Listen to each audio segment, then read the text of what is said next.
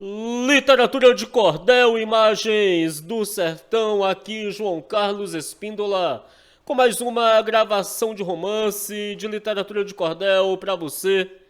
E dessa vez, meu amigo, minha amiga, nós vamos gravar aqui um romance do autor João Martins de Ataíde, Amor de Perdição, é isso mesmo, Amor de Perdição.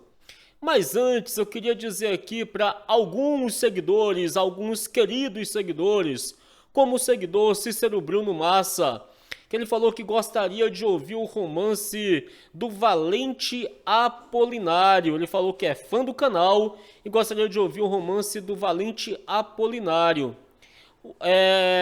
Cícero, o romance do Valente Apolinário, ele já está gravado aqui no canal. Eu vou deixar o link para você, tá bom? O outro seguidor aqui também, a Raimunda Neuma, também queria ouvir o romance A Filha Noiva do Pai.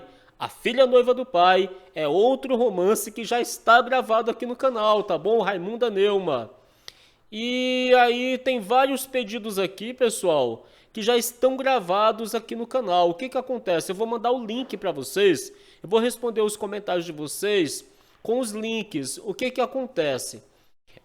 Francisco Gomes, que pediu aí A Noiva Prisioneira no Castelo das Visões. Francisco, naquele vídeo que eu falei assim para você, meu grande amigo, que não existe o cordel, eu quis dizer que ele não existe na internet, entendeu?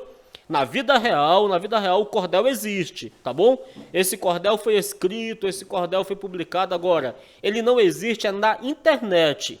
Para a gente encontrar ele na internet, A Noiva Prisioneira do Castelo das Visões não existe, mas é na internet, entendeu? Agora, o folheto, o livrinho, ele existe sim, como você falou, ele existe sim, beleza? Tranquilo? A Noiva Prisioneira do Castelo das Visões, esse eu não encontrei na internet, tá bom? Foi isso que eu expliquei lá. Agora, é isso aí, pessoal. Olha, muitos romances já estão gravados aqui. Por qual motivo? Deixa eu explicar para vocês. Muitos desses romances, como Valente Apolinário, A Filha Noiva do Pai, que é um pedido da Raimunda e do Cícero Bruno, eles já estão gravados aqui porque esse aqui é o nosso romance de número 432. É isso mesmo. É o nosso romance de número 432. Então, é muito, mas muito romance mesmo que já tem gravado aqui no canal. Beleza? É muito romance. Então, você dá uma olhada no canal se esses romances já estão aí. Mas eles estão aí. E eu vou responder a vocês com o link, tá bom? Para que vocês possam assistir o romance. Eu vou passar o link para vocês, tá bom? Mas esses romances já foram gravados. Se você ainda não é inscrito no canal, eu peço a você que procure aí o botão inscrever-se e deixe-nos aí a sua inscrição, que é muito importante quando você se inscreve aqui no canal Literatura de Cordel e Imagens do Sertão. Deixe o seu like. Pessoal, o like, o joinha é muito importante. O joinha, tá bom? É muito importante. E também compartilhe o canal no Facebook, no WhatsApp, tudo isso aí ajuda muito, beleza, pessoal? Então nós vamos ler aqui o romance do João Martins de Ataíde, Amor de Perdição. Beleza, então, o editor proprietário desse romance é o José Bernardo da Silva, beleza? Vamos lá. Eis aqui, leitor amigo, o Amor de Perdição, romance que foi real, cheio de lance e emoção, onde o amor foi imolado por orgulho e ambição. Só queria lembrar, pessoal, rapidinho, que esse romance existe em 2 volumes. Esse aqui é o volume 1, tá bom? Vou começar de novo. Eis aqui, leitor amigo, o Amor de Perdição, romance que foi real, cheio de lance e emoção, onde o amor foi imolado por orgulho e ambição. O coração, quando ama, não obedece a ninguém, ele é o senhor de si, enfrenta tudo que vem, desconhecendo a desgraça, acha que está muito bem. Tem o herói do romance, 18 anos de idade, fase que a alma gorjeia e tudo é felicidade. O coração é um templo de ternura e de bondade. 18 anos a vida é linda manhã de sol, o facho vivo do amor nos guia com seu farol, é beijo, flores, perfume, primavera e arrebol. Em 801, residia em Portugal, na cidade de Viseu, nobre e ditoso casal. Viviam muitos felizes, ali não tinha outro igual. Domingos José Botelho, figura de distinção, casado com Dona Rita, preciosa Caldeirão, dama de alta linhagem, mas cheia de presunção. Dona Rita era formosa e fora, quando é solteira, dama fiel da rainha, Dona Maria I. Todo mundo lhe achava cheia de orgulho e faceira. Tiveram então 5 filhos, Manuel o mais querido, o segundo era Simão, de gênio forte e atrevido. As moças eram um encanto desse lar estremecido. Manuel estudava direito, inteligente e aplicado, estava com 22 anos e muitíssimo preparado. No segundo ano jurídico é o mais adiantado. Simão, o segundo filho, tem 15 anos de idade, estuda com seu irmão na mesma universidade, mas só vivia com ele em completa inimizade. O pai de Simão Botelho era o corregedor da cidade de Viseu, o nobre e altivo senhor, o magistrado severo, todos lhe tinham temor. Eles estudavam em Coimbra, de Viseu longe viviam, de formas que os seus pais as notícias recebiam, e o que viesse na carta era o que os velhos sabiam. A carta era de Manuel, dizendo que o seu irmão estava muito insuportável, pois só vivia em questão, nada podia fazer, para ele não tinha ação.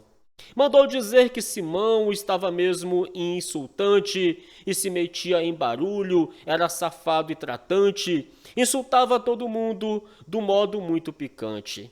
Vendo o magistrado a carta, mostrou a sua mulher. Dona Rita indignou-se e disse: faça o que quiser. Você é bom exemplá-lo da forma que convier.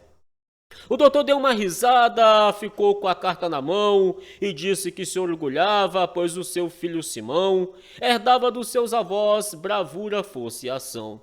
Simão fez ótimo exame e foi muito bem aprovado. No dia que ele chegou, pelo seu pai foi chamado para saber dos seus atos o que tinha praticado.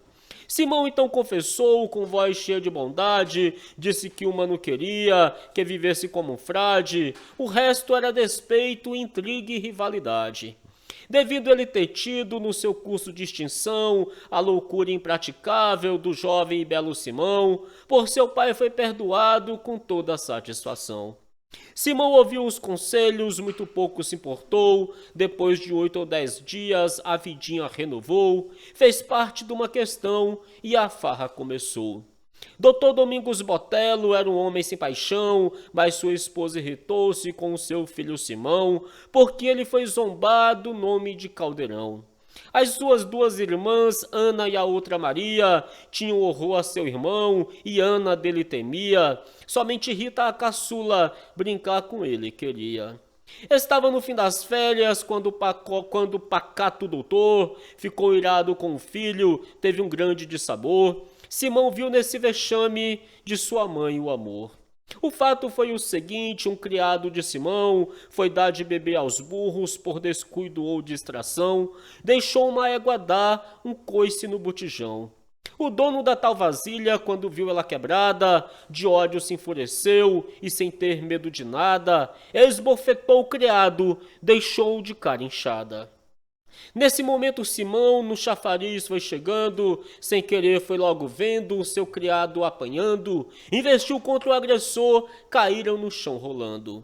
Simão era um tipo, botou logo para correr, mulher e homem ia ali, tirar água para beber. Tinha mais de 30 potes, mas Simão não quis saber. Tocou o pau para cima, cacos voaram no ar, quebrou todo o vasilhame sem a ninguém perguntar. O povo, cheio de espanto, começou a dispersar. Chefiado em seu poder, Simão pouco se importou, vendo as vasilhas quebradas, mais irado ainda ficou, lascou mais de 10 cabeças e um cavalo matou. O povaréu, com receio, correu tudo espavorido, tinha respeito a Simão, pois ninguém era atrevido, queria então reagir, pois era tempo perdido. Os feridos reuniram-se e foram então ao magistrado clamar a sua justiça. Domingos, indignado, mandou que o meeiro fosse buscar seu filho escoltado. Mas sua mãe, Dona Rita, sem que o pai pressentisse, mandou por um seu criado dinheiro que ninguém visse e um cavalo possante para que o filho fugisse. O doutor soube de tudo e fingiu-se muito zangado, dizendo que o prendia aonde fosse encontrado. Dona Rita chamou-o de bruto, de cruel e de malvado. Simão foi parar em Coimbra devido sua valentia, não terminou suas férias, agradeça a ousadia, do seu gênio violento, só afeito a relia. Terminando suas férias, Simão voltou ao estudo, não escreveu a seu pai, muito pouco se... Terminando suas férias, Simão ao estudo voltou, não escreveu ao seu pai, muito pouco se importou, e no curso de Direito naquele ano ingressou. Assim que Simão chegou, na política se envolveu, e não ligando importância, o que passou-se em Viseu, fez chefe de um partido e de façanha se encheu. Ele era conhecido com fama de valentão, dava viva a Mirabeau em plena revolução, de formas que seus colegas todos temiam Simão. Ele estava num café, deram um morra a Mirabeau, como era do seu partido, indignado ficou, atirou no seu rival, mas a bala não pegou. Um dia que o acadêmico, numa praça de Sansão, fazia um grande discurso em prol da revolução, foi logo preso e guindado e remetido à prisão. Desta vez, Simão Botelho ficou louco e encarcerado, saiu depois de 6 meses, graças a seu pai ter falado, e também aos amigos do severo magistrado. Perdido o ano letivo, Simão a Viseu voltou, o pai irado com ele, de sua casa o expulsou, Dona Rita como mãe, a seu esposo acalmou. Dona Rita tem a pena daquela sorte ruim, pediu a Deus que o filho não tivesse um triste fim, entregava-o todo dia ao Senhor Deus do Bonfim. Nas doces noites de estio, Simão ia passear, e Rita, a irmã caçula, gostava de acompanhar. Seu ar triste e cismador era de impressionar. Sua mãe ficou espantada com essa transformação, chegou seu esposo e disse, Domingos, o nosso Simão, está muito diferente e Deus ouviu minha oração. Essa transfiguração que em Simão passava, se ignorava o porquê, pois ninguém desconfiava, aquela grande mudança era Simão que amava. Amava ele a vizinha, menina inocente e bela, do postigo do seu quarto, conheceu ele a donzela, não pôde mais esquecê-la e mesmo se deu com ela. Era bela como um anjo, com 15 anos somente, parece a Vênus de milho, é linda, pura, inocente. Simão se apaixonou logo por ela rapidamente, perdidamente. Aqueles dois corações em pleno vício e frescor se enlaçaram fortemente nos elos do puro amor. Um pulsando, outro pulsava, pois sentiam a mesma dor. Teresa em conversa disse, não sei, querido Simão, teu pai rival com o meu, o jovem tomou-lhe a mão, disse não tenha cuidado, Deus fará a nossa união. O pai de Simão Botelho ficara a tempo rival de Tadeu de Albuquerque, inimigo capital. Inimizade em família é coisa sempre fatal. Era tempo de Simão seguir para a universidade, seu pai queria que ele fosse um homem de verdade e tivesse muita cultura, engenho e capacidade. Na véspera de sua ida, Simão foi se despedir. Teresa disse em soluços, como hei de resistir? É doloroso, Simão, eu ficar você partir. Simão beijou docemente a mão de sua adorada, naquele momento a jovem foi da janela arrancada. Simão ouviu os gemidos de quem saiu arrastada. O rapaz saiu irado, nada podia fazer, fez mais de 1000 pensamentos de matar e de morrer. Não podia suportar sua Teresa sofrer. Muito cedo levantou-se, estava desfigurado. Dona Rita perguntou se ele estava adoentado, pois ele, sair doente, fazia muito cuidado. Simão achou acertado que naquela manhã seguir, e depois de 15 dias, ele então tornava a vir, falava com sua amada sem ninguém o pressentir. Simão desceu ao pátio, estava o cavalo selado, seu pai lhe aconselhou, tivesse muito cuidado, para não tornar a fazer o que tinha praticado. Simão ali prometeu e beijou a sua mãe, Dona Rita abençoou com lágrimas de emoção. Simão ali prometeu e beijou a sua mão, Dona Rita abençoou com lágrimas de emoção, abraçou suas irmãs nessa mesma ocasião. O alazão arrancou, fazendo grande tropel. Simão passou a porteira como uma... Perdão, pessoal, porque aqui está apagado, viu? Eu peço desculpas, o cordel é muito antigo. Se você observar, vamos tentar ler aqui. O alazão arrancou, fazendo grande tropel. Simão passou a porteira. Sua alma só tinha fel. Dali adiante, uma velha lhe entregou um papel. Dizia assim o bilhete: Simão, vou para um convento, meu pai já sabe de tudo, é grande o meu sofrimento, meu amor à tua imagem não sai do meu pensamento. Mas, meu querido Simão, Deus há de nos ajudar, talvez que meu pai abrande e chegue até se conformar. E o que for sucedendo, eu mandarei te contar. Em abaixo se assinou a tua pobre Teresa. Para Simão o bilhete foi uma grande surpresa. Seguiu a sua viagem cheio de dor e tristeza. Teresa via que Rita era a irmã mais querida do seu amado Simão e, como estava esquecida, começou a lhe falar bem alto para ser ouvida. Doutor Domingos Botelho chegou nessa ocasião e, vendo Rita falando, deu-lhe um grande empurrão e descompôs a Teresa, cheio de ódio e paixão. Nesse momento, Albuquerque na janela foi chegando, viu Domingos enfurecido, fazendo gesto e gritando. Tadeu perguntou à filha por que ele estava falando. Teresa, com muito medo, disse o que tinha se dado, julgou até que seu pai lhe batesse indignado, mas Tadeu se conservou risonho e sempre calado. A mansidão de Tadeu tinha, pois, um fundamento. Ele queria que a filha mudasse de pensamento e para isso forjou para Teresa um casamento. Mandou chamar seu sobrinho, que com 3 dias chegou. A vida de Baltazar, Tadeu com festa esperou, e todo o seu pensamento o velho lhe revelou. Baltazar ficou contente, vendo o tio que dizia, há tempo grande paixão, por Teresa ele sofria, mas a jovem pelo primo repugnância sentia. Passado uma semana, Baltazar viu que Teresa tinha o semblante mudado pela sombra da tristeza, saía de onde ela estava, o tratava com frieza. Baltazar viu que era tempo de dizer o que pensava, embora visse a frieza com que a prima o tratava, julgou que era inocente e que Teresa lhe amava. É tempo, querida prima, de abrir o meu coração, estás dispostas a ouvir a minha declaração? Com desdém aborrecida, Teresa disse, pois não. Priminha, o meu coração está sempre unido ao teu, vou te pedir a titio, é breve o nosso himeneu. Teresa baixou os olhos e logo empalideceu. É impossível, Baltazar, Teresa assim lhe falou, de me casar com você, na mente nunca passou. Gosto de si como amiga, o primo se enganou.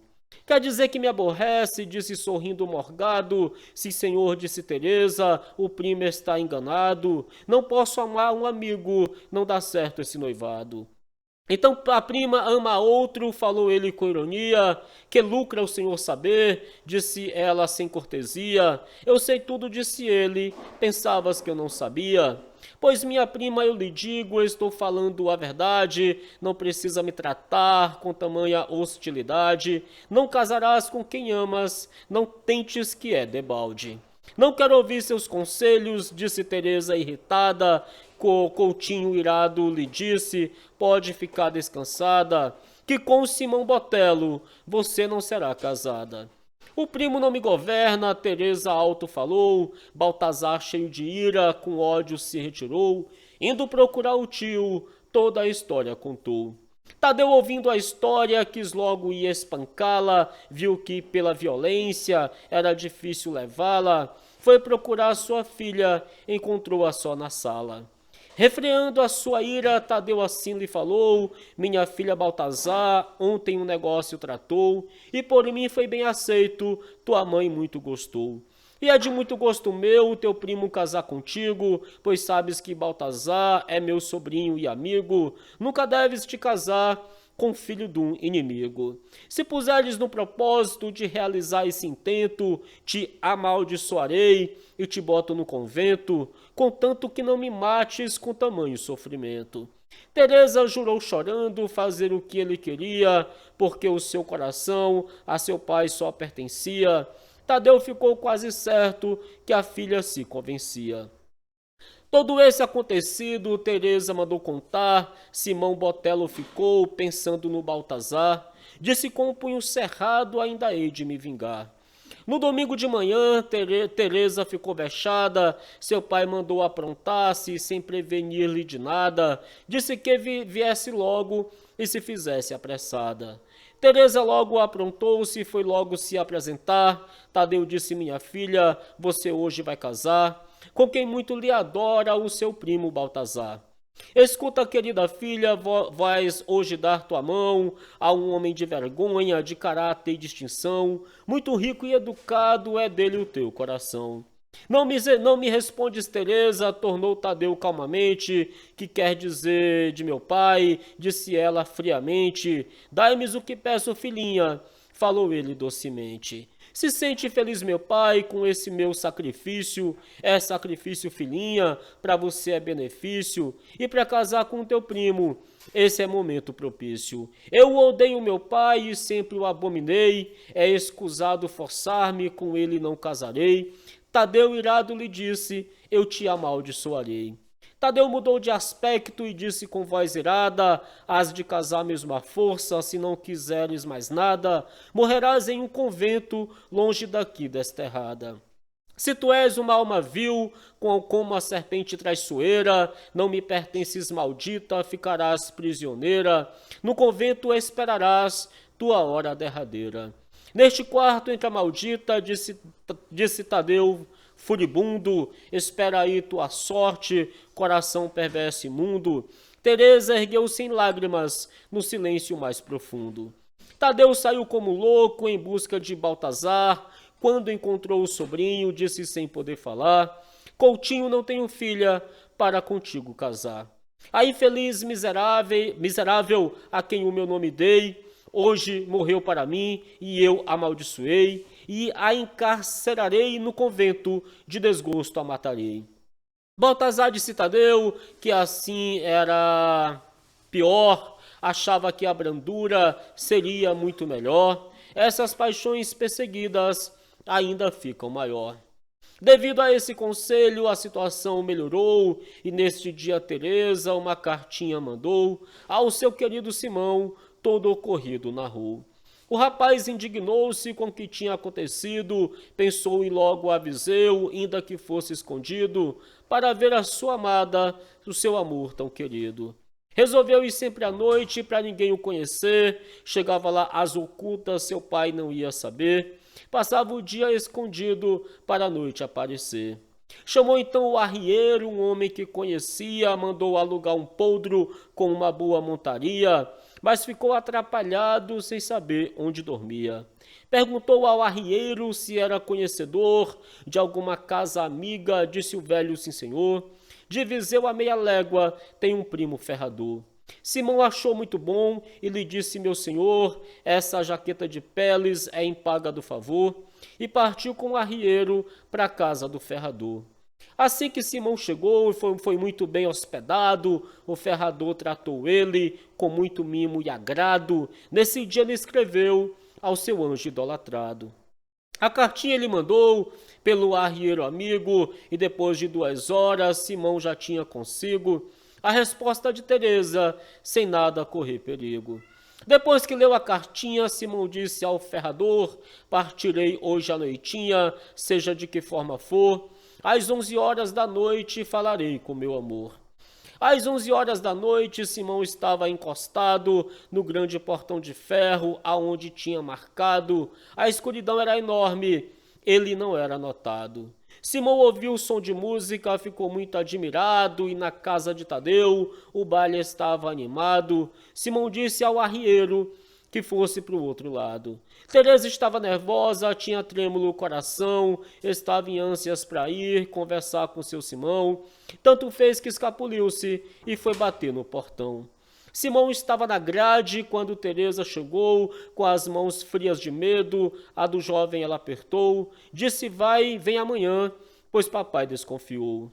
Teresa voltou à sala, estava de mão gelada. Tadeu disse: minha filha, por que estás agoniada? Se sentes alguma dor, é melhor estar deitada. Teresa deu pela falta do seu primo Baltazar, pois quando ela saiu, ele foi lhe reparar e notou que sua prima foi no portão conversar. Quando Simão foi saindo, que falou com sua amada, Baltazar longe espreitava, mas não pôde enxergar nada. Viu bem que eram dois vultos, a noite era muito fechada. Baltazar pulou o muro para ver bem direitinho. Nisso o vulto aproximou-se e lhe disse muito baixinho: que quer por aqui agora? Isso aqui não é caminho. Baltazar ouviu a fala, mas conservou-se calado. Tornou Simão: quem vem lá? Baltazar disse vexado: venho esperar uma dama que mora no outro lado. Simão partiu a galope para a casa do ferrador. Baltazar viu que ele era filho do corregedor. Escalou de novo o muro, cheio de ódio e furor. Simão chegou muito tarde, às 4 da madrugada, muito cansado deitou-se, mas não pôde dormir nada. Levantou-se às 8 horas para tomar a coalhada. O ferrador tinha uma filha, Mariana se chamava, seu rosto era belo e triste. Nessa manhã ela estava servindo Simão na mesa e muito triste o fitava. Simão, vendo aquele olhar, lhe perguntou sem querer: por que olhas Marina? Ela riu sem responder e disse: alguma desgraça está para lhe acontecer. Ora, tornou o fidalgo: tu sabes da minha vida, se sei, disse Mariana, com a voz triste e sentida. O Senhor ama uma jovem e ela é muito querida. Nisto chegou o mestre João, o arrieiro também. Disse o velho: minha filha, trate o rapaz muito bem. Ao pai dele eu devo a vida, fora Deus e mais ninguém. O seu querido paizinho, que é um homem de distinção, tirou-me do pé da forca, a vida lhe devo então. Eu e Mariana estamos à sua disposição. Agradeceu o mestre João e ficou muito obrigado. Disse o mestre: Mariana faz tudo do seu agrado. Em mim o fidalgo encontra um guarda-costa ao seu lado. Escute, senhor Simão, eu tenho que lhe contar. Eu fui criado da casa do senhor de Baltazar. Simão empalideceu e disse: pode falar. Depois que saí de lá, o Baltazar me chamou, disse que eu era disposto, um segredo confiou. Para eu matar um homem, 10 contos me entregou. Eu peguei esse dinheiro e senti grande emoção. O Baltazar disse a mim: conhece o senhor Simão? O mate sem piedade e me traga o coração. Aceitou a incumbência, disse Simão sem mudar. Deus me livre, disse o mestre, não gosto nem de falar. Devolvi logo o dinheiro e me mudei do lugar. Fui avisar seu pai dessa grande vilania. Ele disse: mestre João, era o que ele queria. Amar uma filha do patife é a maior covardia. Neste momento uma carta Mariana lhe entregou. A carta era de Teresa, o rapaz a lhe rasgou. De todo o seu conteúdo, bem ciente ele ficou. Senhor Simão, disse o mestre, hoje à noite irei consigo. Sou um homem que não teme, na frente o maior perigo. O arrieiro o acompanha, vai com o senhor um amigo. Se quiser roubar a moça, deixe cá por minha conta. Como sabe, sou um homem, que perigo não me afronta. Sou ligeiro como raio, pois a égua já está pronta. Simão sorriu vendo o mestre com tamanha exaltação e disse: muito obrigado, e apertou a sua mão.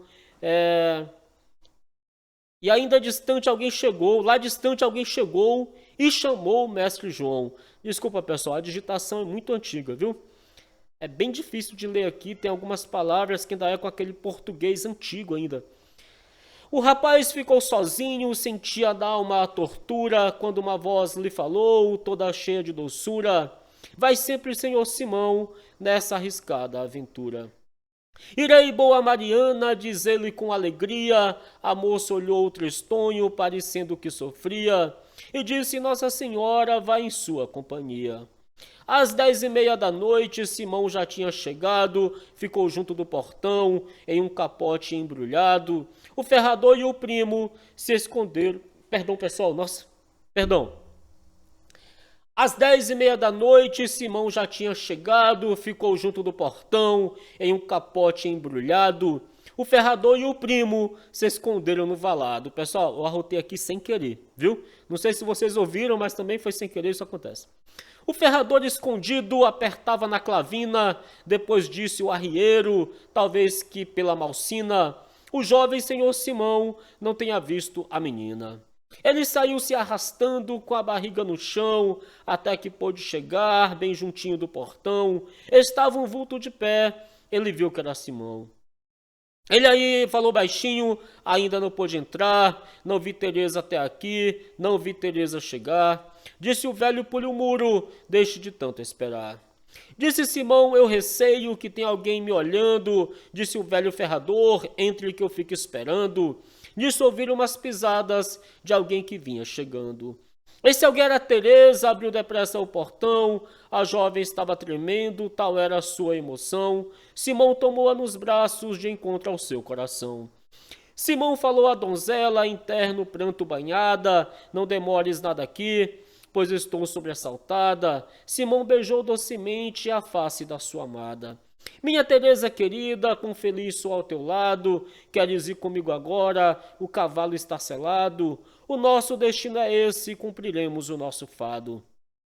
O coração da menina convulsamente batia, Simão beijou seus cabelos, solto pela ventania, e eles dois conversando saíram de companhia. Devido à escuridão, ninguém podia enxergar, Simão abraçou Teresa e disse vou regressar. Se quiser ir comigo, não é preciso pensar. Teresa estava de branco, por isso na escuridão, seu vulto esbelto de fada se via com perfeição. Isso mais arrebatou os ardores de Simão. Então, queridas, me ama, falou ele docemente. Sim, meu querido Simão, há de ser eternamente um amor firme e leal, digo-te sinceramente. Pois bem, querida Teresa, serás a fiel esposa, o berço eterno da vida, onde a minha alma repousa. Disse a donzela chorando, ou serei tua ou da lousa.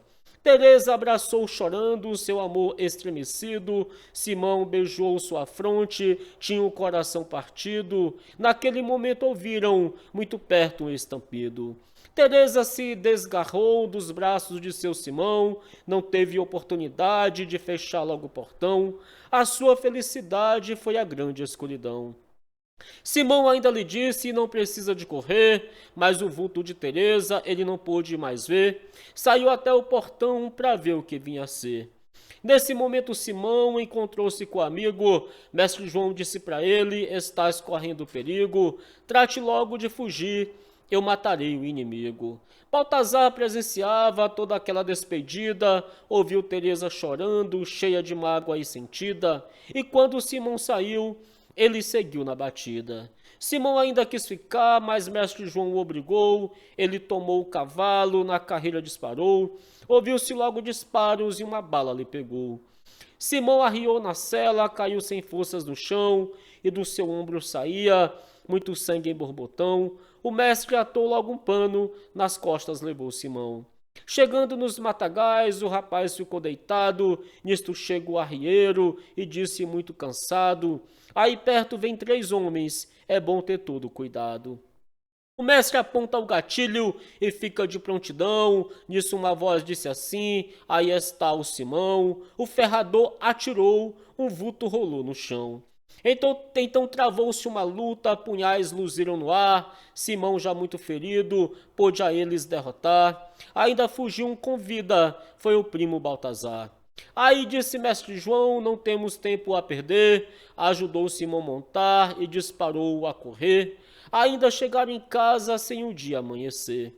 Neste volume não coube o final da narração, leia o 2º volume que verás a conclusão e a surpresa final deste amor de perdição.